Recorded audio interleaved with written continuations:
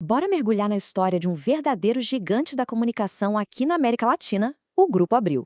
Por décadas, essa empresa praticamente moldou o que o Brasil lia, o que assistia e até o que pensava.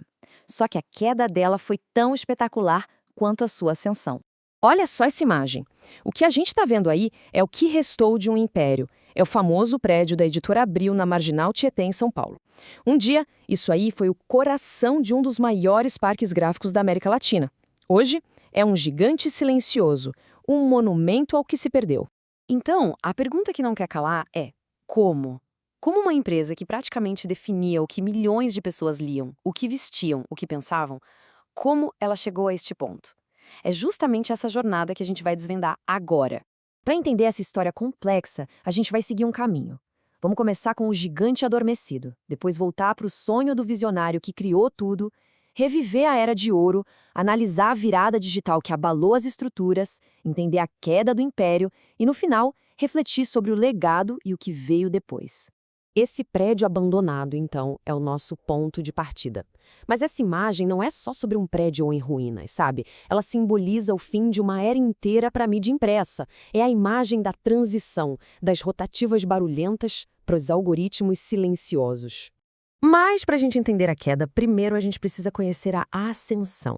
E tudo, absolutamente tudo, começa com um homem, um imigrante com uma visão muito audaciosa: Victor Civita. E olha, Victor Civita não era um empresário qualquer. Ele nasceu nos Estados Unidos, de família italiana, fugiu do fascismo na Europa e viu aqui no Brasil dos anos 50 uma oportunidade de ouro para criar algo totalmente novo, um verdadeiro império da comunicação. E o começo, nossa, foi meteórico. Em 1950, ele funda a Editora Abril e no mesmo ano lança o Pato Donald, que se tornou um sucesso estrondoso e abriu as portas do mercado. Logo em seguida, em 52, veio a Capricho. Ali, a base do império já estava sendo construída. Agora, a gente chega no auge. A fase em que a Abril não só publicava revistas, não. Ela se tornou uma força cultural, uma presença constante no dia a dia de milhões e milhões de brasileiros. O império se apoiava em pilares muito sólidos. A Abril simplesmente dominava todos os segmentos: notícias, com a poderosíssima Veja, carros, com a Quatro Rodas, o público feminino e jovem, com Cláudia e Capricho, e até popularizou a ciência com a Super Interessante. Era uma presença certa em todo lugar: consultórios, salões de beleza e, claro, na casa de todo mundo. Era uma máquina de influência. Para ter uma noção desse poder, a revista Veja, o carro-chefe da casa, chegou a ter uma tiragem de 1.200.000 exemplares por semana. Numa era pré-internet, esse número era uma coisa absurda. Significava que a Veja não só noticiava, ela pautava a conversa do país inteiro. E se a gente somar todos os títulos, a circulação anual passava de 400 milhões de exemplares. É um volume que hoje em dia é até difícil de imaginar, né? Uma escala industrial de produção e distribuição de conteúdo que era simplesmente inédita na América do Sul. E quem movia tudo isso? Uma força de trabalho gigantesca. No auge, mais de 5.000 funcionários enchiam os corredores daquele prédio que a gente viu no começo. Eram jornalistas, designers, impressores. Era uma cidade inteira produzindo cultura e informação. Um império de fato. Mas, como a gente sabe, nenhum império dura para sempre.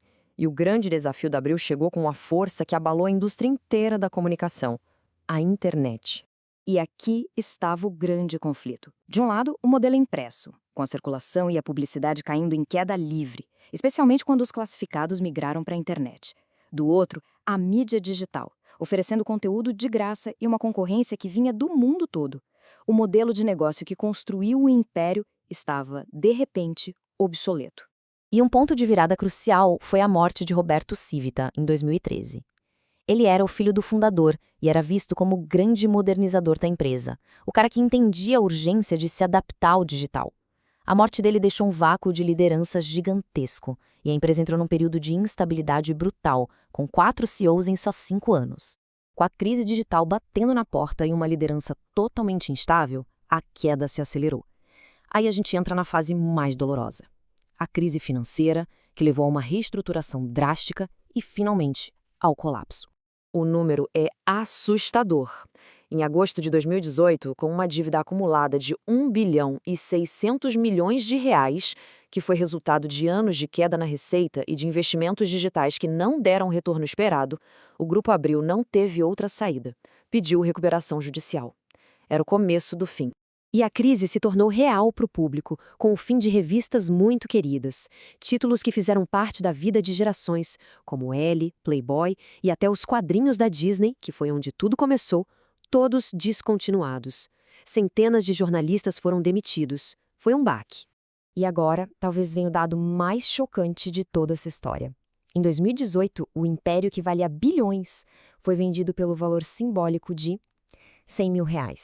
Sim, 100 mil. Claro, o comprador, o empresário Fábio Carvalho, assumiu a dívida bilionária. Mas esse preço, nossa, ele só mostrava o tamanho do buraco. Mas, mesmo depois da queda, o que fica? É muito importante a gente analisar o legado de um grupo tão influente e as lições que essa história toda nos ensina. Dizem que lá no hall de entrada daquele prédio abandonado ainda existe uma placa com o credo de Victor Civita. Essa frase nos lembra da missão original da empresa e do seu impacto, que é inegável, no jornalismo e na formação cultural de várias gerações de leitores no Brasil. No fim das contas, a história da Abril deixa uma reflexão muito poderosa. No mundo que não para de se transformar, ela é um estudo de caso sobre os perigos de ficar parada no tempo e sobre a necessidade vital de se reinventar, principalmente para quem já está lá no topo. Essa foi a incrível e complexa história da ascensão e queda da editora Abril. E aí, curtiu mergulhar nos detalhes dessa grande empresa? Se sim, e se quiser ver mais análises como esta, já se inscreve no canal e deixa aquele like para apoiar o nosso trabalho. Valeu!